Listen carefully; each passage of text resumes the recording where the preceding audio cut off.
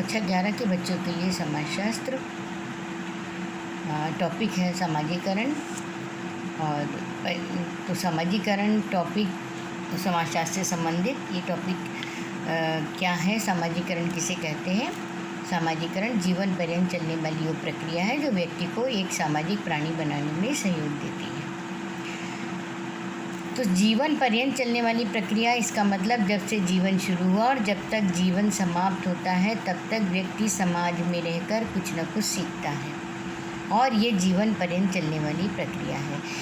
सामाजिकरण के लिए सबसे ज़रूरी है कि व्यक्ति जब जन्म लेता है तो उसका जन्म परिवार में होता है, और ये परिवार आपकी दो प्रकार के हो सकते हैं, या तो संयुक्त परिवार हो सकता है या एकांकी परिवार हो सकता है।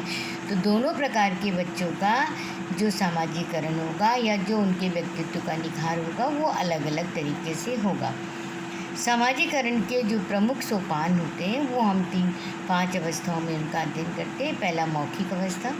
मौखिक का मतलब बच्चा उस समय जिस समय वो केवल रोना या गाना जानता है और उससे अपनी समस्याओं को वो की पूर्ति करवाता है, और इस भाव को केवल माता पिता या परिवार के लोग अच्छे से समझ लेते हैं। दूसरी अवस्था होती है शैशव काल, जब बच्चा अपने छोटी छोटी उंगलियों के द्वारा, अपने हाथों के द्वारा छोटे छोटे कार्य करना शुरू करता है, और घर में उसका जीवन एक बच्चे के आगे पीछे ही सबका जीवन घूमता रहता है। तीसरी अवस्था प्रारंभ हो जाती है बाल्यावस्था।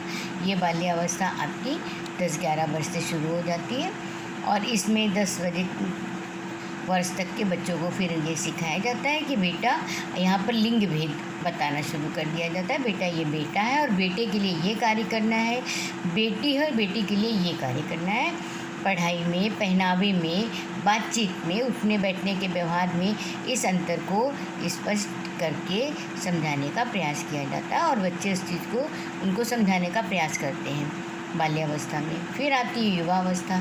युवावस्था तो जैसे आप समझते हैं कि 17-18 साल का युवा, उसके अंदर कुछ करने की क्षमता होती है, वो पढ़ लिख के अपने ज्ञान को आगे बढ़ाता है और तर्क के आधार पर किसी की भी बात को स्वीकार करता है और अपनी बात को आगे रखने का प्रयास करता है। तो युवावस्था में विरोध करना एक स्वभाव हो जाता है, और वो विरोध करके अपनी बात को मनवाना चाहते हैं या दूसरे की बातों का विरोध करके दूसरे को अपने से कम बताना चाहने का प्रयास करते हैं। 5वीं अवस्था होती प्रौढ़ावस्था।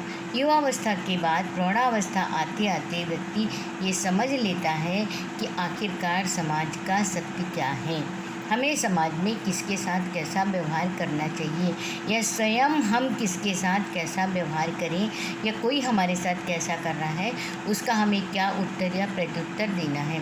तो इस प्रकार प्रौढ़ावस्था से लेकर और हम अपने वृद्धावस्था तक जीवन में नई संस्कृत, नए आयाम, नए विचार, नई चीज़ों को सीखते रहते हैं, और इस सीखने से हर व्यक्ति के किसी न किसी उम्र में कोई न कोई परिवर्तन उसके व्यक्तित्व में ज़रूर आता है।